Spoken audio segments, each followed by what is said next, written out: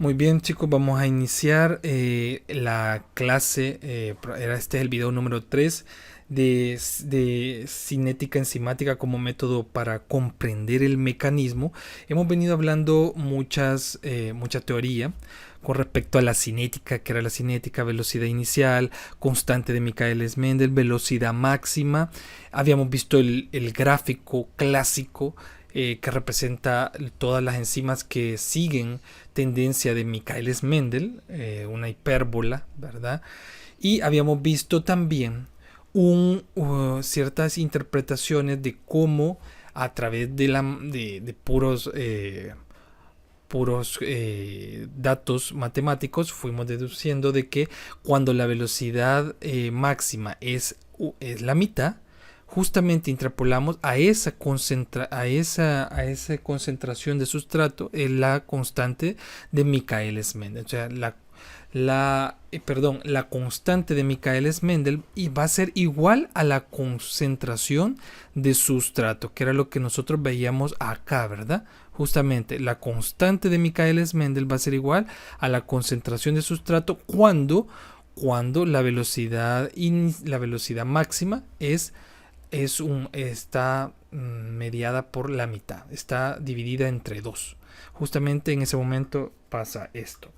Entonces, pero también habíamos hablado, ojo con esto, habíamos hablado, y quiero que subrayen este punto que les voy a mencionar, la constante de Michaelis-Mendel. Habíamos mencionado que nos deducía si era más pequeña, era porque la enzima tenía mayor afinidad por el sustrato, y si era más grande era porque era menor afinidad por el sustrato. Lo que veíamos acá, si era más pequeña tenía mayor afinidad por el sustrato, si era más grande tenía menor afinidad por el sustrato. Es una interpretación puramente bastante burda, práctica, pero bastante burda. Más sin embargo, nosotros vamos a estudiar el verdadero significado de la constante de Michaelis-Mendel, y este verdadero significado depende, miren, de aspectos específicos del mecanismo de reacción,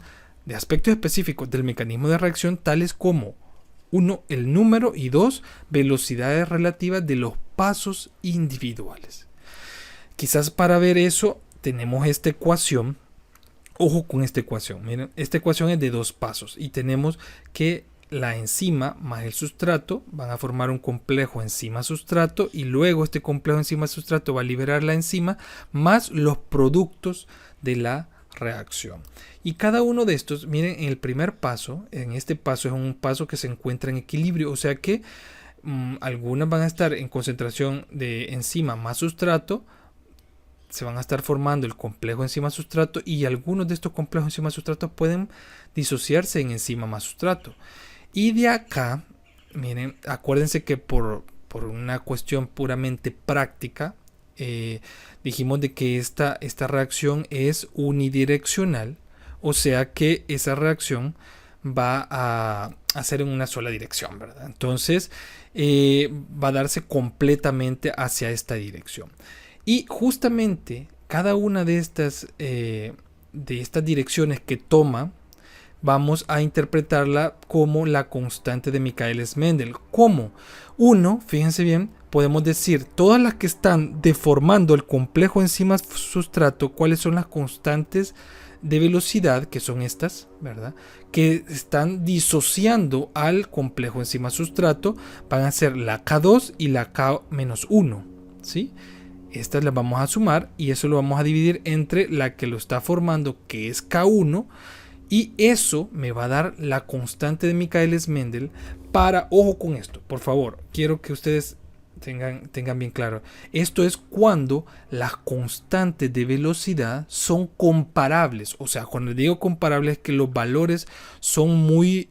uno tiende a afectar al otro, o son muy cercanos los valores de uno del otro. Ahora, pero eso es una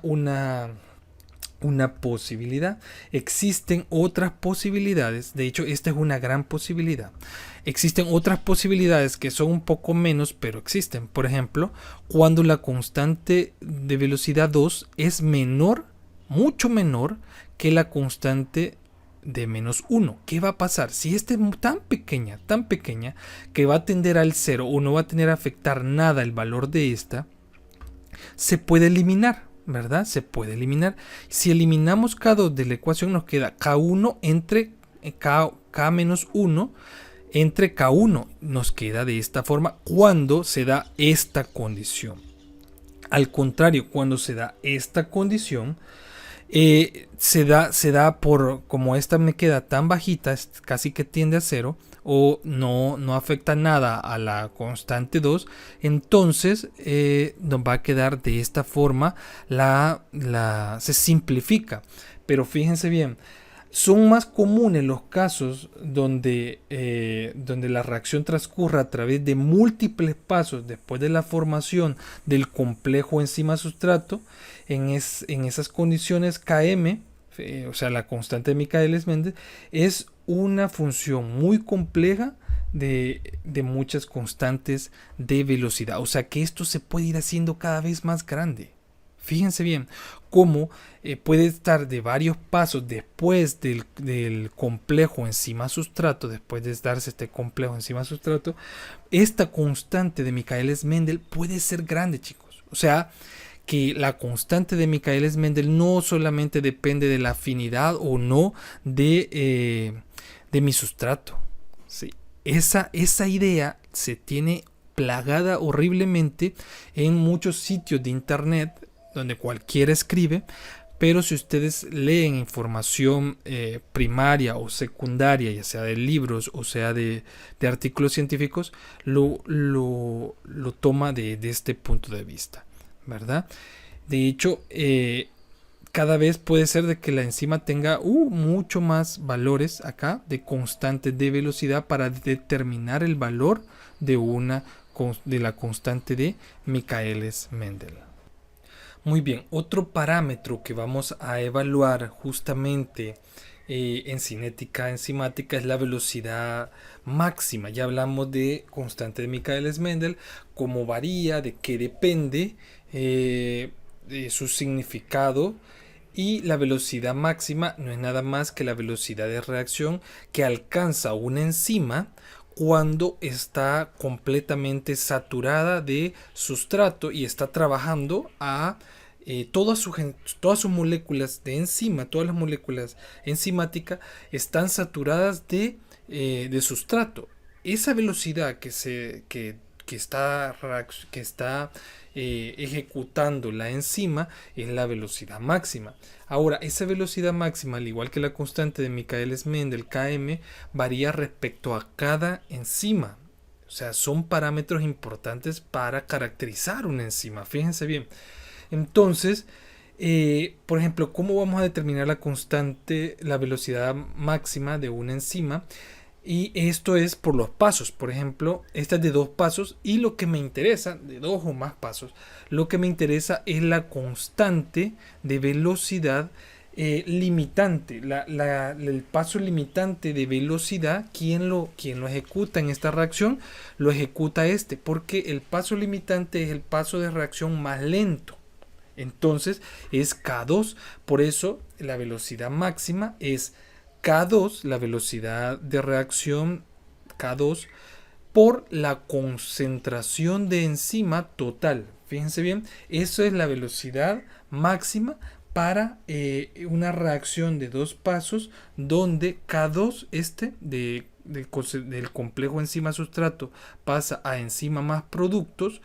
Esa constante de velocidad, como es el paso limitante, la utilizo para determinar mi velocidad máxima de esta reacción enzimática.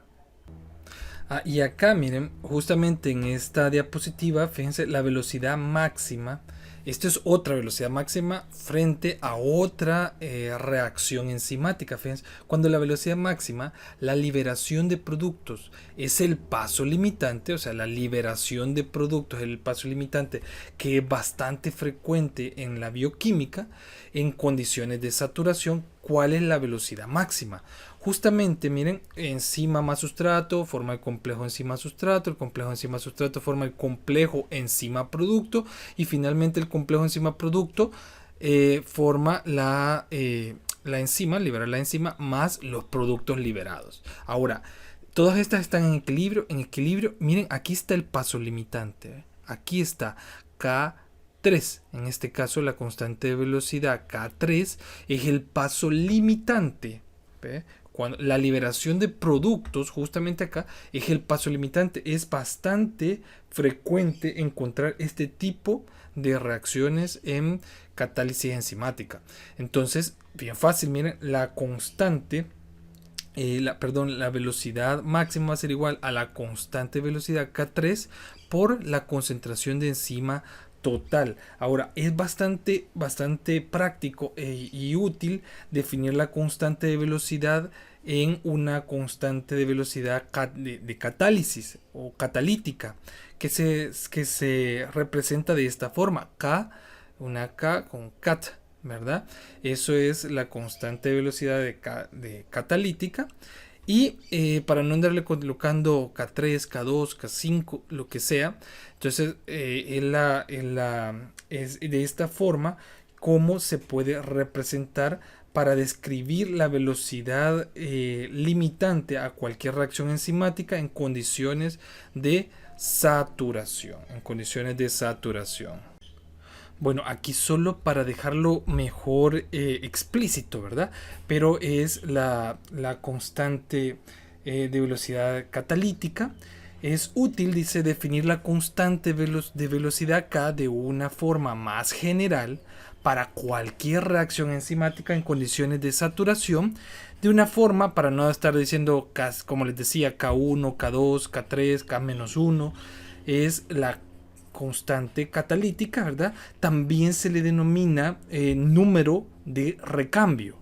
Y es el número, fíjense bien, esto dice que es el número de moléculas de sustrato convertidas en producto, ojo con eso, por unidad de tiempo, o sea que es una velocidad, es el número de moléculas de sustrato convertidas en producto por unidad de tiempo, y esto es a cargo de una sola molécula de enzima. Fíjense bien, una sola molécula de enzima va a generar productos por unidad de tiempo. Esa debe ser la constante catalítica cuando la enzima esté saturada de sustrato.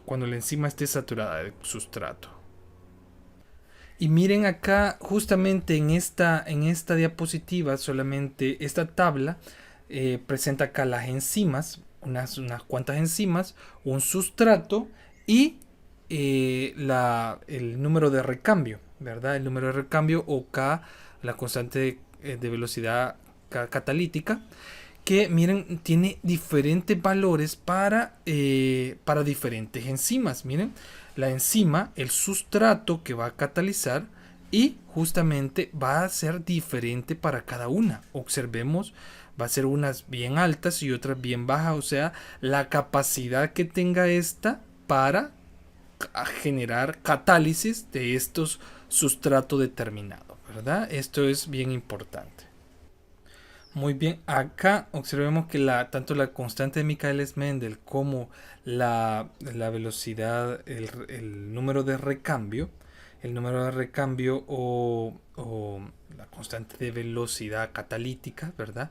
Son útiles para el estudio y comparación de diversas enzimas. Fíjense bien, son útiles para el estudio y comparación de diversas enzimas. Se pueden estudiar y se pueden comparar contra otras, y sus mecanismos pueden ser sencillos o bastante complejos. Cada enzima tiene valores de constante de Michaelis-Mendel y de número de recambio que reflejan, uno, el ambiente celular, la concentración de sustrato y la química de la reacción catalítica. Muy bien, en esta diapositiva tenemos que es el número de recambio, ¿verdad? Esto menciona, fíjense bien, que podemos tener dos enzimas que ambas enzimas están catalizando dos diferentes reacciones, y estas dos enzimas pueden presentar el mismo número de recambio. O sea, el número de recambio puede ser igual y pueden ser dos enzimas que catalizan diferentes reacciones. Ojo con eso. Y no obstante, la velocidad de reacción sin catalizar, fíjense bien, puede ser diferente, con lo que los incrementos de velocidad producidos por las enzimas pueden variar bastante. Y también eso tienen que tenerlo bien claro, ¿verdad? Que pueden ser iguales teniendo dos diferentes tipos de reacciones y el número de recambio idéntico. También mencionamos que experimentalmente la constante de Michaelis-Mendel de una enzima tiende a ser similar a la concentración de sustrato en una célula. Fíjense bien. Cuando estamos hablando, allá estábamos hablando de cuestiones puramente de laboratorio. Ahora, si vemos desde el punto de vista biológico, la constante de Michaelis-Mendel tiende a ser similar a la concentración de sustrato en un ambiente celular. ¿Por qué? Por ejemplo, cuando una enzima que actúa sobre un sustrato y ese sustrato tiene una concentración baja, la constante de Michaelis-Mendel va a ser relativamente baja igual. Pero ven la relación prácticamente directamente proporcional concentración de sustrato con constante de Michaelis-Mendel. Acá miren la enzima que actúa sobre un sustrato con altas concentraciones de sustrato. Vamos a presentar una constante de Michaelis-Mendel un poco más elevada. Muy bien, acá fíjense, podemos observar que la eficiencia, dice aquí, fíjense, dos términos, dos parámetros. La eficiencia catalítica entre dos enzimas o el recambio de diferentes sustratos por la misma enzima puede compararse por una constante de especificidad que es esta. Esta es la constante de especificidad para poder comparar la eficiencia catalítica entre dos enzimas y el recambio de diferentes sustratos por la misma enzima. Y si esta constante de especificidad podemos tomarla para encontrar la velocidad de reacción inicial, ¿verdad?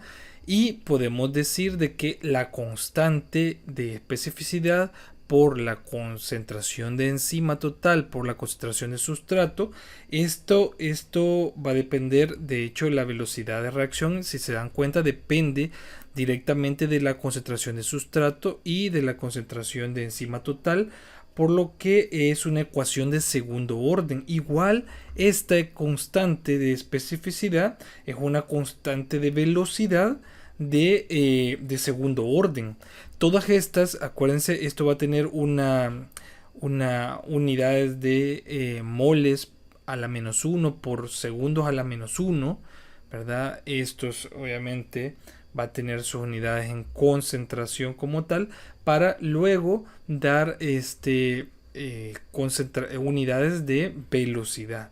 Se dice, fíjense que aproximadamente que el límite controlado por difusión de las enzimas, o sea que el valor máximo que pueden obtener esta relación es aproximadamente entre 10 a la 8 a 10 a la 9 molaridad por segundo a la menos 1, y más o menos cuando una enzima alcanza ese valor de 10 a la 8, 10 a la 9, se dice que ha alcanzado la perfección catalítica, o sea que tiene una actividad catalítica excelente en términos de catálisis enzimática. Muy bien, quizás por cuestiones de tiempo, fíjense, vamos a llegar hasta acá.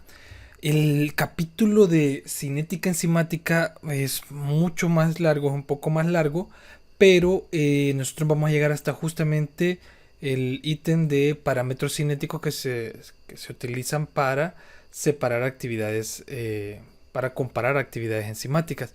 Hasta ahí vamos a llegar en el libro, pero vamos a ver una parte que yo sé que ustedes ya la conocen por biología, Todos sabemos de que las enzimas tienen un pH, por ejemplo, óptimo de actividad, igual que una temperatura óptima de actividad. Ahora, el pH óptimo en sangre para que actúe una enzima es aproximadamente 7,4 aproximadamente, pero existen muchas enzimas que trabajan, por ejemplo, la pepsina trabaja a pHs bastante bajos porque es una enzima que trabaja en el estómago. Existen otros tipos de enzimas que trabajan a nivel del duodeno. En el duodeno, en el intestino, es un pH básico y un pH neutro en la sangre, por ejemplo. Y cada uno tiene un pH determinado. Donde tiene mayor actividad enzimática, justamente ese es el pH óptimo. Y fíjense, vienen de un pH que no es el óptimo, pero poco a poco se van acercando al pH óptimo, va aumentando la actividad hasta que, si pasa de ese pH óptimo, de ese rango de pH óptimo, empieza a sufrir, obviamente, como es una proteína, hay muchas hormonas, no todas, pero muchas hormonas son de naturaleza proteica, empiezan a desnaturalizarse y a perder su actividad, mientras que otras a diferentes pHs vienen y tienen sus pHs óptimos y se empiezan a desnaturalizar. Eso con respecto a pH. Esto es mucho más complejo, pero esto es lo que quiero que ustedes entiendan, principalmente para el laboratorio.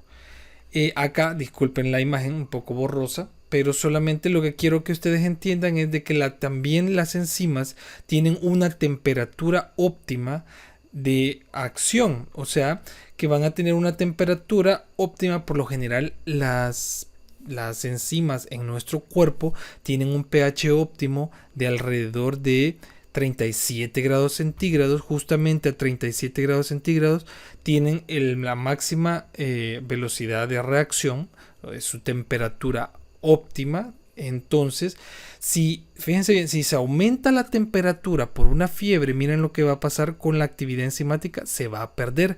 Por eso es tan importante mantener justamente la actividad enzimática, por ejemplo, la temperatura del paciente a una temperatura óptima. Imaginémonos si la bajamos por una hipotermia, igual, ¿verdad? La actividad enzimática va a perderse y podemos convulsionar. O sea que todas las enzimas tienen un pH óptimo y una temperatura óptima. Otro parámetro que puede medirse es la concentración de sustrato. Cuando se grafica velocidad de reacción, concentración de sustrato, vamos observando que mientras va aumentando la concentración de sustrato, va aumentando la velocidad de reacción hasta que se mantiene como la velocidad máxima, lo que hemos venido hablando hasta este momento. Entonces, la concentración de sustrato también va a poderse observar por la producción de productos, valga la redundancia. La síntesis de productos va a poder diferenciar. En el laboratorio lo vamos a evidenciar con la producción de CO2 por el consumo de enzimas de levaduras que consumen sacarosa, por ejemplo, y bien van a lograr ver la producción de dióxido de carbono. Bueno, que se vamos a llegar hasta acá. Justamente estas últimas 3 láminas son puramente cuestiones básicas. Todo lo anterior era del libro. Y por cuestiones de tiempo vamos a solo realizar estas 3 clases de enzimas, ¿verdad? De cinética enzimática. Cualquier duda, comentario, favor, háganmelo llegar. Muchas gracias, chicos, por su atención. Muy amables. Feliz día.